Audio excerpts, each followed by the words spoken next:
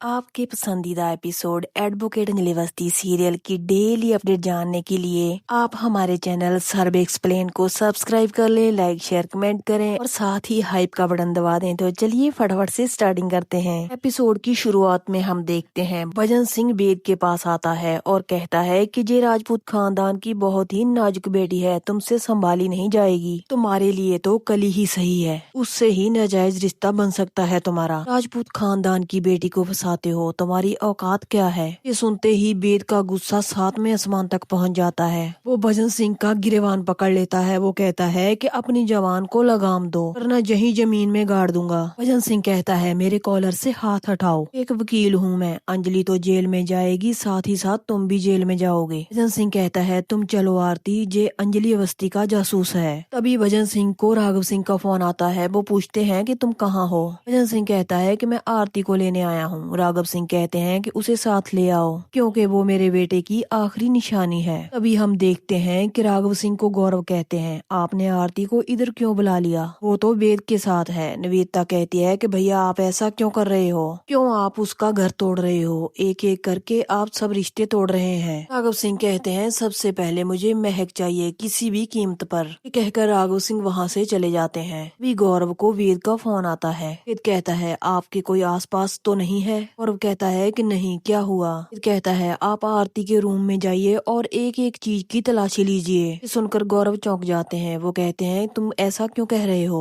वेद कहता है मुझे ऐसा लग रहा है कि वहाँ से कुछ ऐसा हासिल होगा इससे दूध का दूध और पानी का पानी हो जाएगा। वेद गौरव को पूरी बात समझाता है। भी गौरव और निवेदिता ऊपर आरती के कमरे की तलाशी लेने चले जाते हैं। पद्मा वेद से पूछती है तुम्हें किस बात पर शक है। वेद उसे कहता है अगर मेरा शक सही निकला फिर ये दुनिया किसी बेटी को माफ नहीं कर पाएगी। मुझे लगता है कि आरती अपनी माँ को मारने के पीछे लगी हुई है। आगे हम देखते हैं निवेदिता और गौरव आरती के कमरे में चले जाते हैं। वहीं पर निवेदिता घबराती है। वो कहती है कि हमें इस घर से बाहर डाल देंगे ये लोग, मुझे बहुत डर लग रहा है, अगर हम पकड़े गए तो बहुत बेइज्जती होगी। और वो कहता है वैसे भी हम इस घर में नहीं रहने वाले हैं, अगर जाने से पहले हम उस देवी को बचा कर जाएंगे। उसे कोई भी समझ नहीं पाया, माता रानी भी उसकी परीक्षा ले रही है। वेदिता और गौरव उसके कमरे की तलाशी लेना शुरू कर देते हैं। वेदिता आरती का इतना महंगा सामान देखकर चौंक जाती है। वो कहती है कि इतना सारा पैसा इसके पास आया कहाँ से। गौरव कहता है कि ये सब गिनी ने दिया होगा। फिर गौरव को वेद का फोन आता है। वो पूछता है कि कुछ मिला। और वो कहता है अभी तक तो नहीं, मगर हम ढूंढ रहे हैं। अगर निवेदिता को ढूंढते ढूंढते कुछ मिलता है उसे अंजलि की बहुत सारी साड़ियाँ मिलती हैं। गौरव देखता है उसके साथ एडवोकेट का ड्रेस भी है। वेदिता चौंक जाती है। वो कहती है कि ये सब यहाँ कैसे आया। भी एकदम से निवेदिता चौंक जाती है,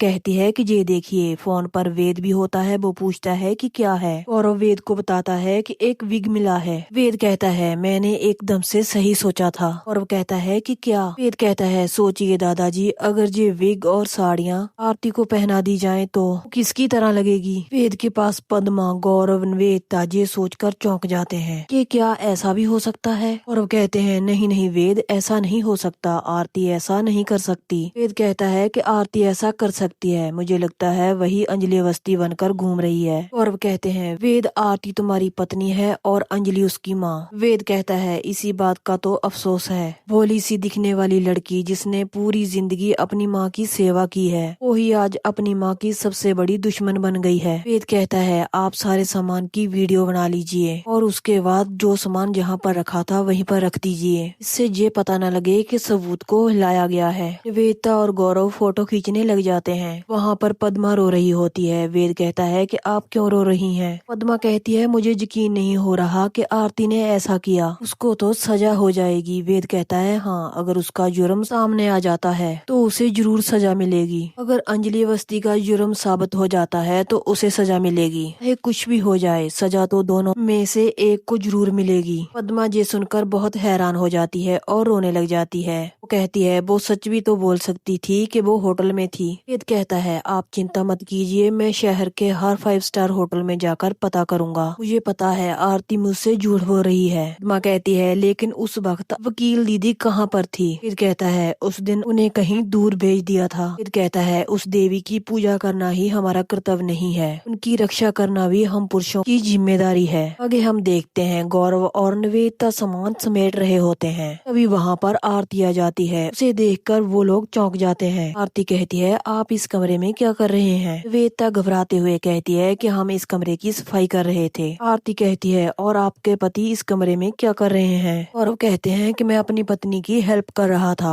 आरती उनको कहती है घर में नौकरों की कमी पड़ गई है क्या, जो आप लोग नौकरों का काम कर रहे हैं? गौरव बात को संभालते हैं। वो कहते हैं तुमने तो हमें वहीं पर लाकर खड़ा कर दिया है। राघव सिंह राजपूत बाजार जाते हैं, सब्जी लाते हैं, गैस बुक करते हैं, बिजली का बिल भरवाते हैं और मैं गाड़ी में पेट्रोल डालता हूँ। ये निवेदिता कपड़े धोती है, सब्जियां काटती है। आरती कहती है वो सब तो आपको करना ही पड़ेगा क्योंकि आपकी औकात ही इतनी है। और वह आरती को कहते हैं तुम बहुत गिर चुकी हो। आरती कहती है गिरने का भी एक अलग ही मजा है जो आप नहीं जानते। आरती कहती है मैं जो भी हूँ आइंदा मेरे कमरे में घुसने की जुर्रत मत कीजिए, चलिए निकल जाइए यहाँ से और मेरे लिए एक कॉफी और कुछ स्नैक्स भेज दीजिए। निवेदिता कहती है हाँ मैं भेज देती हूँ। आरती उनको कहती है जी कहकर बुलाइए, ये मत भूलिए कि मेरे पैसों से आप खाते हो। और वो कहते हैं ये जो तुम्हारे तेवर हैं ये गिन्नी के पैसों से है, एक दिन तुम सीधा आसमान से मुंह के बल गिरोगी। गौरव और निवेदिता वहाँ से चले जाते हैं। आरती सोचने लग जाती है। वो कहती है वेद राजवंशी मुझे फंसाने की कोशिश कर रहा है। तभी आरती को अंजलि का फोन आ जाता है।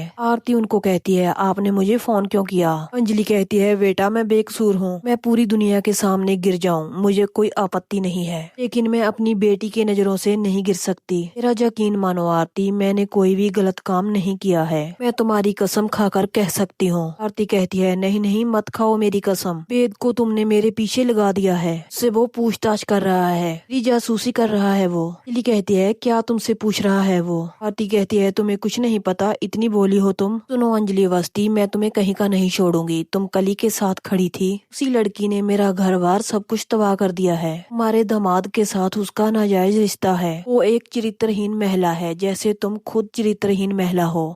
ये कहकर आरती फोन काट देती है। तभी उसके पास गिन्नी आती है। वो आरती को कहती है क्यों रो रही हो, छोटी सी जिंदगी है उसमें भी रोना है, घूमो फिरो ऐश करो जिंदगी जियो। गिन्नी अपना कार्ड आरती को देती है और कहती है इसमें तुम्हारे लिए अनलिमिटेड है, तुम ऐसा करो कुछ दिन बाहर घूम आओ, एक नहीं अपने साथ 2-4 बॉयफ्रेंड को ले जाओ, तुम मजे करो ऐश करो और वेद को तुम छोड़ दो। आरती कहती है जी क्या बोल रही है आप? नी कहती है वेद ने तुम्हें धोखा दिया है और वो तुम्हारी माँ की तरफदारी कर रहा है। आगे हम देखते हैं युवराज सिंह काव्या से कहता है हमने फंसा दिया एडवोकेट अंजलि अवस्थी को और आज मैं ऐसा जाल फेंकूंगा जिसमें एडवोकेट अंजलि अवस्थी पूरी जिंदगी बाहर निकलने का रास्ता ढूंढती रहेगी। काव्या उसे कहती है देख भाई जो भी करना है सोच समझ कर करना, क्योंकि महक का केस अभी तक ठंडा नहीं हुआ है। युवराज सिंह को विद्युत कश्यप का फोन आता है। वो युवराज सिंह को कहता है अभी शर्मा जी यहाँ से रिपोर्ट लेकर एसीपी सर के पास जाएंगे। यहीं पर इस एपिसोड का एंड हो जाता है। कल के एपिसोड में हम देखेंगे जो बंदा रिपोर्ट्स लेकर एसीपी सर के पास जाने वाला था उसको रास्ते में ही युवराज सिंह के बंदे खत्म कर देंगे। आज का एपिसोड आपको कैसा लगा कमेंट करके जरूर बताएं। के एपिसोड की नेक्स्ट अपडेट जानने के लिए चैनल को सब्सक्राइब कर लें और वीडियो को लाइक कर दें। चलिए मिलते हैं ऐसे ही नेक्स्ट एपिसोड की अपडेट के साथ।